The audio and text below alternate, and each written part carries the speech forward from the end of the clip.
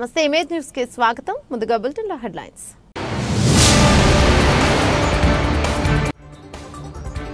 రాయవరం మండలంలోని సోమేశ్వరం గ్రామంలో యోగాపై అవగాహన కార్యక్రమం.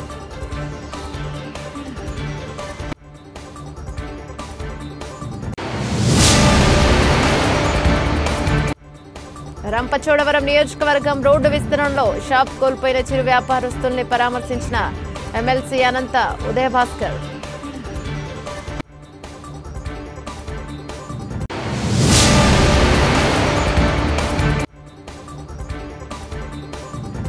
పంచ పర్యావరణ దినోత్సవం జూన్ 5వ తేదీన పెద్దాపురం చిల్డ్రన్ క్లబ్ ఆధ్వర్యంలో చిత్రలేఖనం పోటీలు.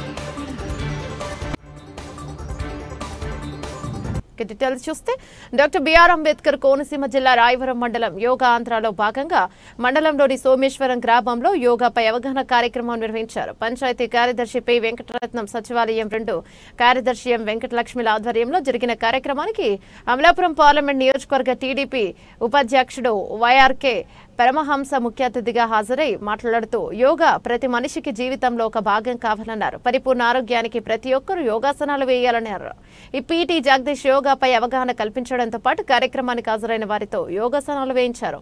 చిన్నారులకి సందర్భంగా పలు పోటీలు నిర్వహించి అతిథుల చేతుల మీదుగా బహుమతులను అందజేశారు. కార్యక్రమంలో గ్రామానికి చెందిన పలువురు కూటమి నేతలు పాల్గొన్నారు.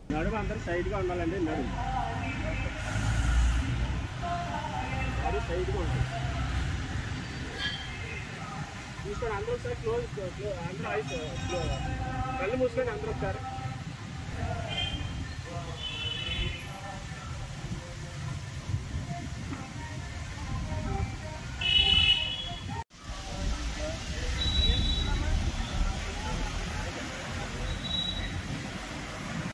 ముందుకి ఇలా కొండి కాళ్ళు తగిలేలా చేతులు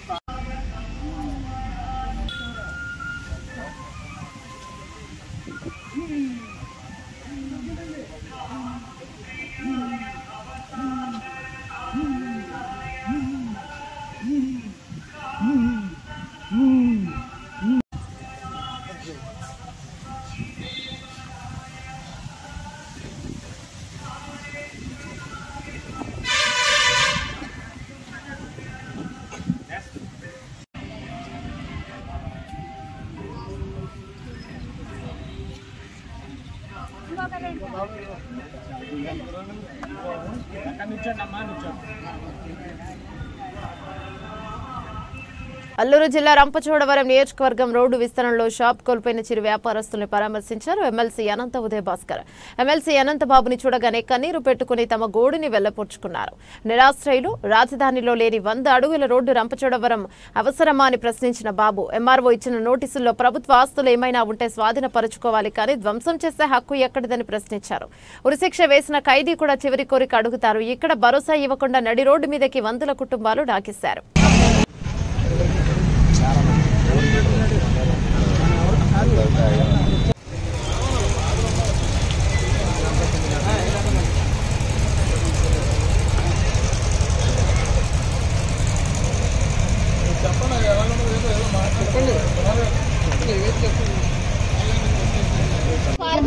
పార్క్ దగ్గర తీసేసారు. ఇప్పుడు మా నాన్నగారు ఎక్కడ ఎక్కుంటే ఎక్కడ తీసేసారు. పోస్టుకారం అంటే లేదమ్మా మాకు. నా పరిస్థితి చూస్తే బాగోలేదు, నా భర్త పరిస్థితి చూస్తే బాగోలేదు, నాకు ఏ పోస్టుకారం కూడా లేదు. పిల్లలు ఎటువంటి నాకు ఇది లేదు. ఇక్కడ కొట్టాడితే అక్కడ తీస్తారు, అక్కడ కొట్టాడితే అక్కడ తీస్తారు. ఇంకెటూ లేకుండా మేము రోడ్డు పట్టుకుంటాం.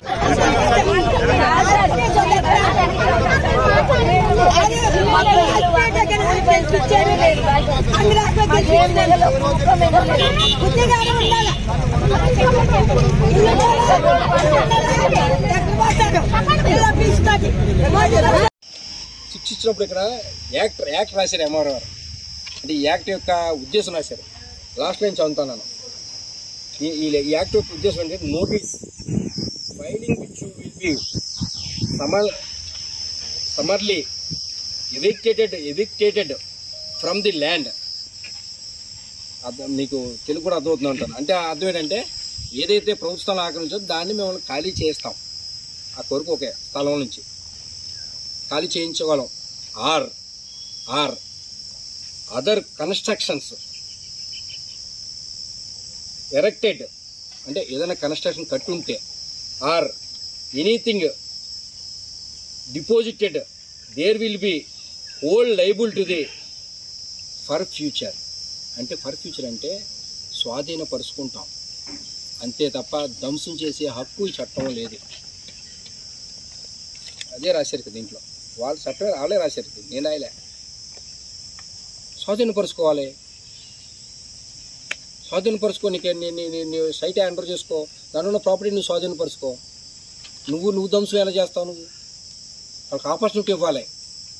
ఎవరికైనా ఎలాంటి వాళ్ళకన్నా ఆఖరి ఉరిశిక్ష తీసేసేటప్పుడన్నా సరే అతనికి ఒక ఆపర్చునిటీ ఇస్తారు, ఈ చివరి కోరిక ఏంటని. అలాగే వీళ్ళకి కూడా ఆపర్చునిటీ ఇవ్వాలి. అది మన చట్టం చెప్తా ఉంది. ఏ ఆపర్చునిటీ ఇవ్వకుండా వన్ సైడ్గా వచ్చేసి చేస్తూ ఉంటే ఎంతవరకు కరెక్ట్? రోడ్డు మధ్య నుంచి అటు ఆ ట్యాబేళ్ళు 100 అడుగులు ఎక్కడ ఉందండి? ఎక్కడుంది అంత అడుగులు రోడ్లు ఎక్కడున్నాయండి? రాజధానిలో లేవు రోడ్లు, అంత అడవులపైన రోడ్లు. ఇక రంపచోడవరం అవసరం వచ్చినాయండి అంత రోడ్లు. ఇటు రోడ్డు సెంటర్ నుంచి అటు 50 మొత్తం 100 అడుగులు రోడ్డు అటండి. 100 అడుగులు రోడ్లు ఇక్కడ కావాలంత ట్రాఫిక్ ఉంటుంది ఇక్కడ. ఒకవేళ కనీసం పోనీ ఏదైనా టూరిజం స్పాట్లు ఉన్నాయి, కొంచెం ఏదైనా రోడ్డు ట్రాఫిక్ జామ్ అవుతుందన్నది ఏమైనా కొంతకంత తీసుకున్నా పర్లేదు. ఏమీ లేక రంపచోడవరం పెద్ద రోడ్లు ఉన్నాయి ఆల్రెడీ. ఇప్పటికే గత ప్రభుత్వంలోనే మేము పెద్ద రోడ్లు వేసాం. అక్కడ కూడా ట్రాఫిక్ జాములు లేవు రంపచోడవరం ఓల్డ్ సిటీ మీద. అక్కడి నుంచి ఐటీడీ నుంచి మొదలెడితే ఇక్కడ వరకు ఇటు దేవపట్నం రోడ్డు కానీ ఇటు మాడిమిల్ రోడ్డు కానీ ఎక్కడ కూడా ఏ రోజు కూడా ట్రాఫిక్ అయిన సందర్భాలు లేవు. ఈవెన్ దో సంత రోజుల్లో కూడా. అంటున్నప్పుడు ఇప్పుడు ఇలా చేయవలసిన అవసరం ఏముందండి? దీన్ని ఖచ్చితంగా మేము వ్యతిరేకిస్తూ ఉన్నాం. ఖచ్చితంగా మేము దీని మీద వాళ్ళని ఎవరైతే ఉన్నారో నిబంధనలకు అనుగుణంగా పడిన చట్టంతో మాత్రం ఖచ్చితంగా చట్ట ప్రకారం మేము పోరాటం చేస్తాం, ప్రజల పక్షం నిలబడతాం. ప్రపంచ పర్యావరణ దినోత్సవం జూన్ 5వ తేదీన పెద్దాపురం చిల్డ్రన్ క్లబ్ ఆధ్వర్యంలో చిత్రలేఖనం పోటీలు నిర్వహిస్తున్నట్లు పెద్దాపురం చిల్డ్రన్ క్లబ్ గౌరవ అధ్యక్షులు బుద్ధ శ్రీనివాస్ తెలిపారు. సోమవారం చిల్డ్రన్ క్లబ్ సభ్యులతో కలిసి చిత్రలేఖనం పోటీల గోడ పత్రికను ఆయన ఆవిష్కరించారు. ఈ సందర్భంగా ఆయన మాట్లాడుతూ ప్రపంచ వ్యాప్తంగా పర్యావరణం మీద పెద్ద ఎత్తున దాడి జరుగుతోందని, పర్యావరణాన్ని పరిరక్షించాల్సిన వారే పర్యావరణ నాశనంలో భాగస్వాములు అవుతున్నారని అన్నారు. ప్రకృతి పరిణామాలు, వాతావరణ మార్పులు వేగంగా జరిగిపోతున్నాయని, దీనిని ప్రజానికం ముఖ్యంగా విద్యార్థులు అర్థం చేసుకునే విధంగా ఉండాలని అన్నారు. ఈ ఉద్దేశంతోనే ప్రకృతిని ప్రేమికులుగా పర్యావరణ పరిరక్షణ మీద పర్యావరణ దినోత్సవం సందర్భంగా చిత్రలేఖనం పోటీలు నిర్వహిస్తున్నామని, దీనిని విద్యార్థులందరూ ఉపయోగించుకోవాలన్నారు. 5వ తేదీ సాయంత్రం 3 గంటలకు పెద్దాపురం యాసలపు సూర్యారావు భవన్లో చిత్రలేఖనం పోటీలు ప్రారంభం అవుతాయని తెలిపారు. 3, 4, 5 తరగతి విద్యార్థులు, సబ్ జూనియర్స్ గా 6, 7 విద్యార్థులు జూనియర్స్ గా, 8, 9, 10 విద్యార్థులు సీనియర్స్ గా, ఇంటర్ పైన ఉన్నవారు సూపర్ సీనియర్స్ గా పోటీలు జరుగుతాయని తెలిపారు.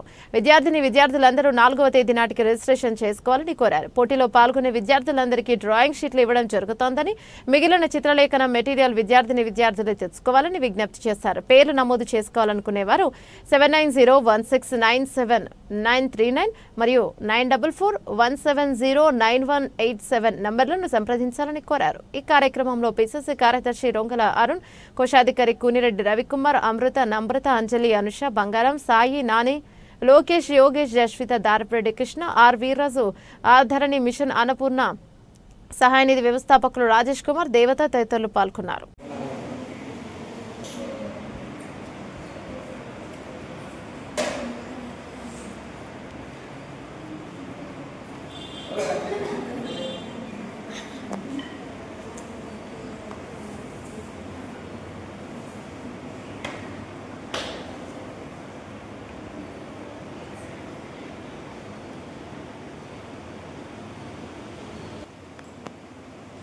ప్రపంచవ్యాప్తంగా ప్లాస్టిక్ వినియోగం అత్యధికంగా పెరగడం వల్ల ఇది అరికట్టకపోతే భవిష్యత్తులో భావితరాలు భారీ నష్టాన్ని సరిచూడవలసి వస్తుంది.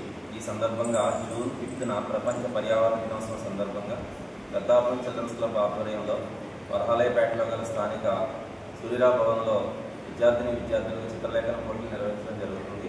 ఇందులో 3, 4, 5 తరగతులను సబ్ జూనియర్స్ గాను, 6, 7 తరగతులను జూనియర్స్ గాను, 8, 9, 10 తరగతులను సీనియర్స్ గాను, ఇంటర్ ఆ పైన ఉన్న విద్యార్థులను సూపర్ సీనియర్స్ గాను కేటగిరీలుగా విభజించి చిత్రలేఖన పోటీలు నిర్వహిస్తాము.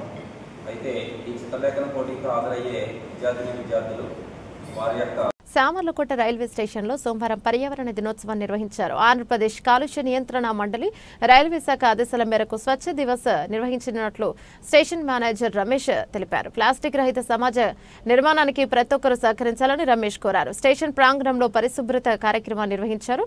రైల్వే స్టేషన్ సిబ్బంది, కాలుష్య నియంత్రణ మండలి సభ్యులు పాల్గొన్నారు. పారిశుద్ధ్యం వారు ఎప్పటికప్పుడు ఎంతో శుభ్రంగా క్లీన్ చేస్తున్నారు. ఎన్నో బాటిళ్లను క్లీన్ చేస్తున్నారు. ఎప్పటికప్పుడు బాటిళ్లను తీసేస్తూ ఉన్నారు. తీస్తున్నప్పటికీ కూడా ప్లాస్టిక్ వ్యర్థాలు, ప్లాస్టిక్ చెత్త అంతా కూడా రైల్వే స్టేషన్ లో పేరుకుపోతుంది. ఏమండి, ఆ రైళ్లలో వచ్చేటటువంటి ఆ కింద నుంచి డ్రైనేజీలో ప్రవహించేటటువంటి నీటికి అడ్డుపడిపోతున్నాయి ప్లాస్టిక్ బాటిళ్లు, ప్లాస్టిక్ కవర్లు. మనం ఆహారం తెచ్చుకుంటుంటాం, ప్లాస్టిక్ కవర్లు అన్ని కూడా తినేసేసి అలా అందులో పొట్లాలు అందులో పెట్టి పాడేస్తూ ఉన్నాం. అలా పాడేయడం వల్ల కూడా డ్రైనేజీలో నీరు ప్రవహించదు, ఎక్కడికక్కడ చెత్త పేరుకుపోతుంది. ఆ ప్లాస్టిక్ కవర్లు మూగజీవులు తినడం వల్ల ఎన్నో ఆవులు ప్రాణాలు కోల్పోతున్నాయి. కాబట్టి ఒక్కసారి ఆలోచించండి. ప్రయాణికులు రైల్వే ప్రయాణం చేసేటప్పుడు స్టీల్ బాటిల్ కానీ, కాపర్ బాటిల్ కానీ వాటిలో నీరు నింపుకొని చక్కగా మనం ప్రయాణం చేసుకోవచ్చు.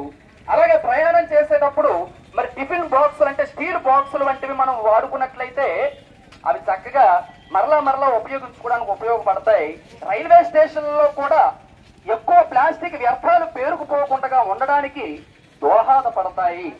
కాబట్టి రైల్వే ప్రయాణం చేసేటటువంటి ప్రతి ఒక్కరు కూడా ఆలోచించండి. రాయవరం మండలంలోని పసలపూడి గ్రామంలో శ్రీ చింతా సుబ్బరాయుడు ఫంక్షన్ హాల్లో వైఎస్ఆర్ కాంగ్రెస్ పార్టీ సమావేశం ఎమ్మెల్సీ తోట త్రిమూర్తుల ఆధ్వర్యంలో జరిగింది. ఈ సందర్భంగా ఆయన మాట్లాడుతూ 2024 సాధారణ ఎన్నికల్లో ఎన్డీఏ కూటమి మెజార్టీ సాధించగా జూన్ 4వ తేదీన ప్రజా వెన్నుపోటు దినంగా వైఎస్ జగన్మోహన్ రెడ్డి ప్రకటించారని తెలిపారు. ఎన్నికల సమయంలో ఇచ్చిన సూపర్ 6 హామీలను అధికార కూటమి ఏడాది గడుస్తున్నా అమలు చేయలేదని విమర్శించారు. ప్రభుత్వంలోకి వచ్చిన తర్వాత ప్రతిపక్ష నేతలపై రెడ్ బుక్ రాజ్యాంగాన్ని అమలు చేస్తూ కక్ష సాధింపు చర్యలకు పాల్పడుతోందని ఆయన ఆరోపించారు. వైసీపీ అధికారం కోల్పోయిన తర్వాత జిల్లా స్థాయిలో చేపట్టిన నిరసనల తర్వాత ఇప్పుడు తొలిసారిగా నియోజకవర్గ స్థాయిలో నిర్వహిస్తున్న వెనుపోటు కార్యక్రమానికి పెద్ద ఎత్తున కార్యకర్తల అభిమానులు మండపేట పట్టణంలోని వైఎస్ఆర్ కాంగ్రెస్ పార్టీ కార్యాలయం వద్దకు చేరాలని తోట పిలుపునిచ్చారు. సమావేశంలో మాజీ ఏఎంసీ చైర్మన్ సిరివరపు శ్రీనివాసరావు, వైసీపీ నేతలు పోతంశెట్టి సత్యనారాయణ, చింతా సురేష్ రెడ్డి, పోతంశెట్టి సాయిరామ మోహన్ రెడ్డి మరియు సర్పంచ్ కడలి పద్మావతి, మల్లెడి వీరరాఘవారెడ్డి, కర్రి అయ్యప్పరెడ్డి తదితరులు పాల్గొన్నారు.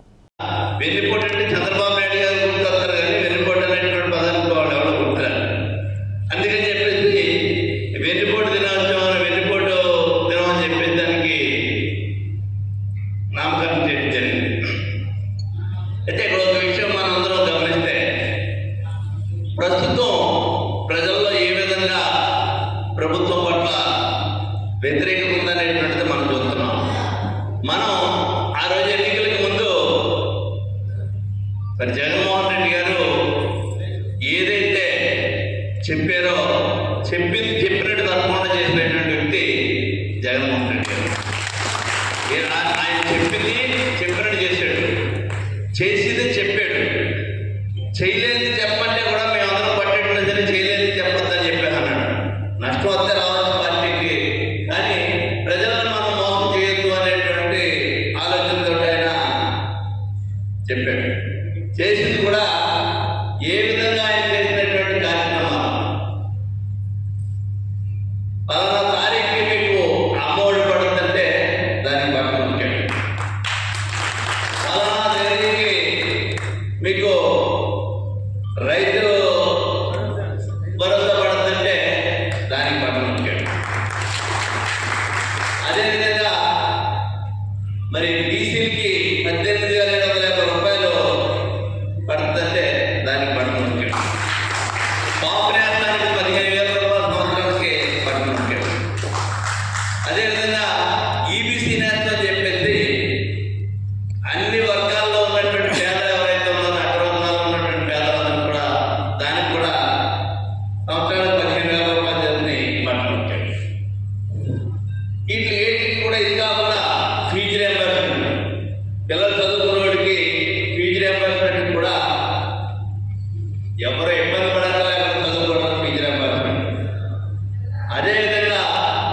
కూటమి ప్రభుత్వం ఎన్నికలకు ముందు ఇచ్చిన హామీలను నెరవేర్చడంలో పూర్తిగా విఫలమైందని, పెన్షన్ పెంపు చేసిందని, అయితే ఆడబిడ్డలకు, రైతులకు, నిరుద్యోగులకు రేషన్ అందించడంలో, గిరిజనులకు, వృద్ధులకు రాష్ట్ర ప్రభుత్వం వెన్నుపోటు పొడిచిందని, వాలంటీర్లకు 5,000 రూపాయల నుండి 10,000 చేస్తామని మాయమాటలు చెప్పి వారితో పని చేయించుకున్నారని, తదుపరి వారిని కూడా వెన్నుపోటు పొడిచారన్నారు. మీది రెడ్ బుక్ అయితే మాది గుడ్ బుక్ అని అన్నారు. కక్ష సాధింపులు, కేసులు పెట్టుట, అనవసర అరెస్టులు అధికమయ్యాయన్నారు.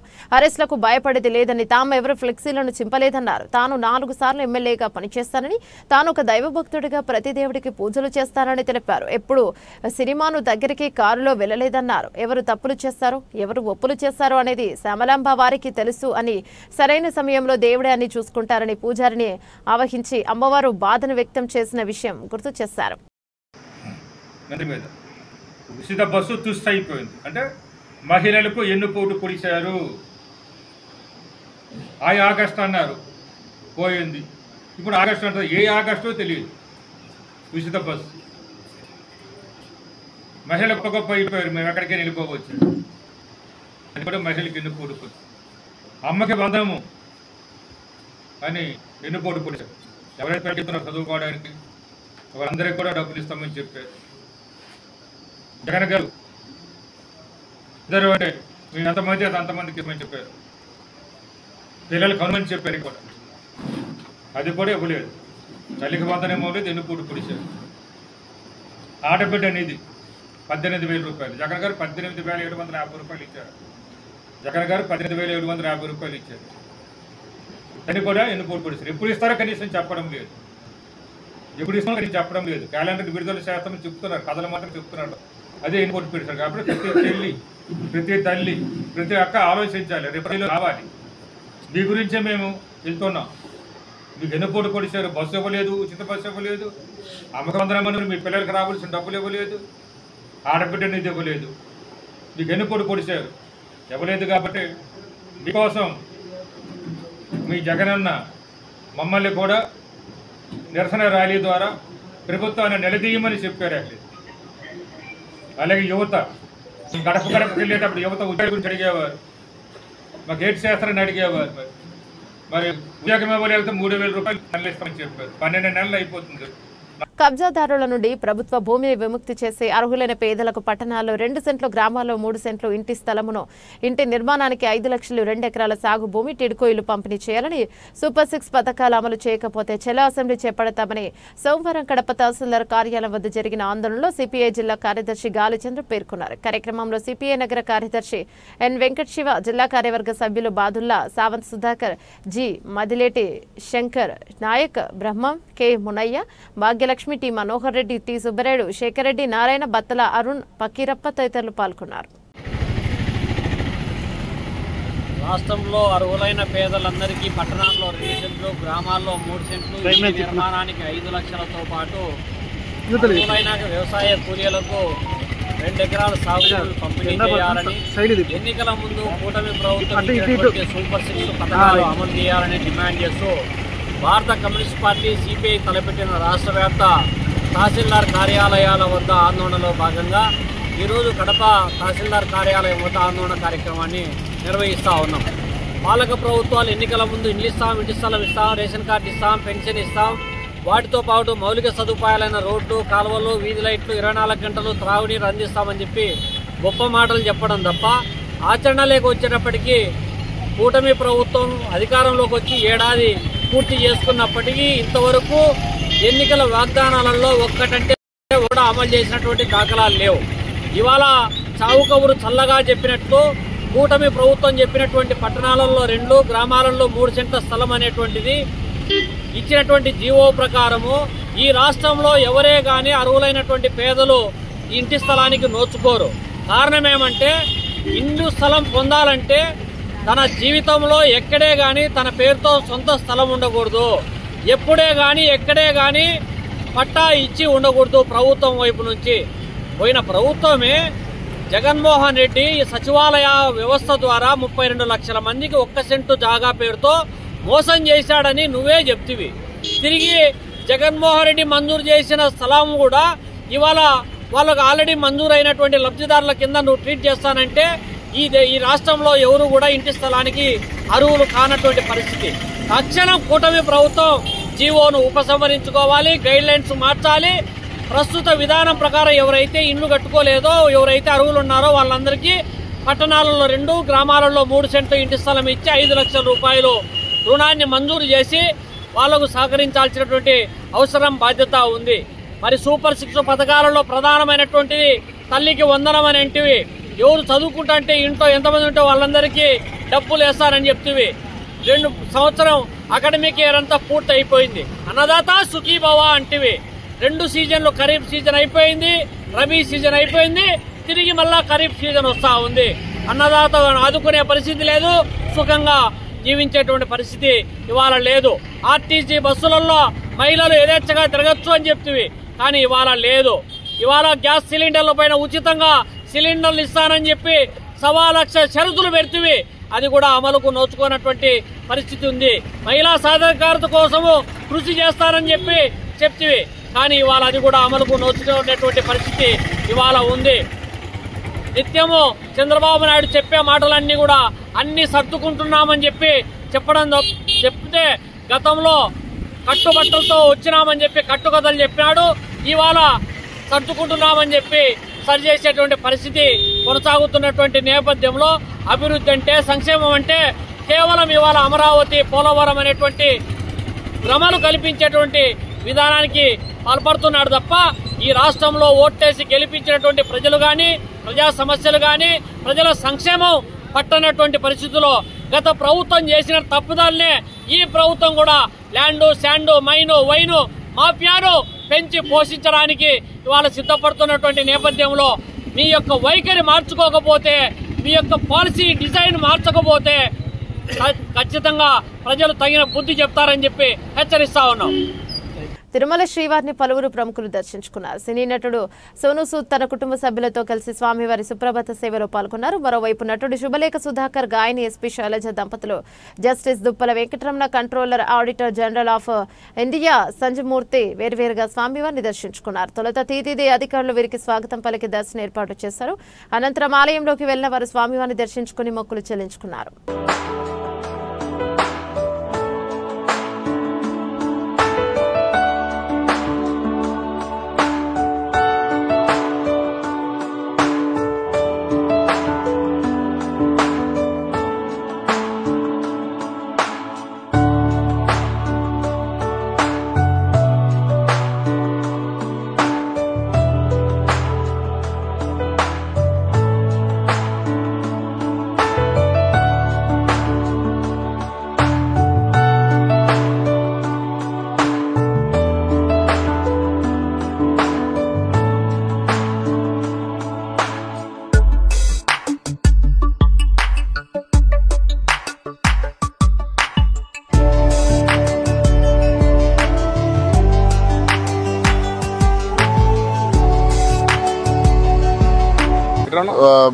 I remember कि जब पहली दफ़ा मैं आया था, so I had come for my very first film, Kallalagar, 25 years ago, and now today coming back with family, यहाँ पे दर्शन के लिए बड़ा अच्छा लग रहा है. I think I just want to pray for everyone that everyone should be happy, they should prosper और सबको खुशियाँ दे भगवान और हमें हमेशा ऐसी ताकत करता रहे कि गोविंदा के आशीर्वाद से हम लोग भी लोगों की मदद करते रहें.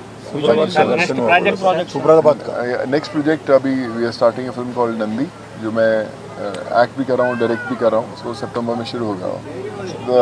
गोविंदा के दर्शन के लिए जरूर आएंगे.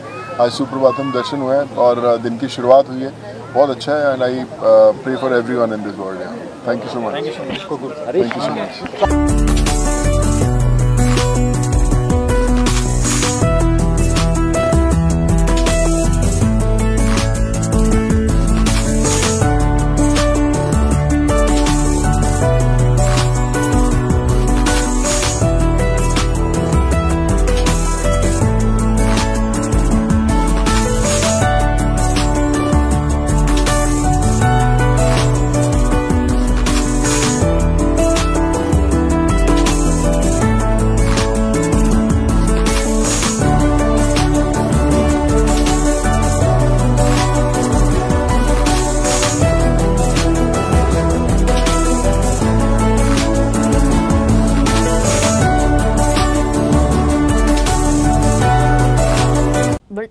ముందు హెడ్లైన్స్ మరోసారి.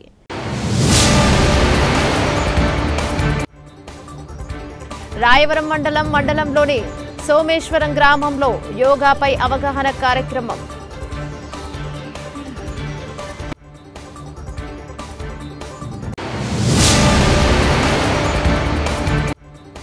రంపచోడవరం నియోజకవర్గం రోడ్డు విస్తరణలో షాప్ కోల్పోయిన చిరు వ్యాపారస్తుల్ని పరామర్శించిన ఎమ్మెల్సీ అనంత ఉదయభాస్కర్.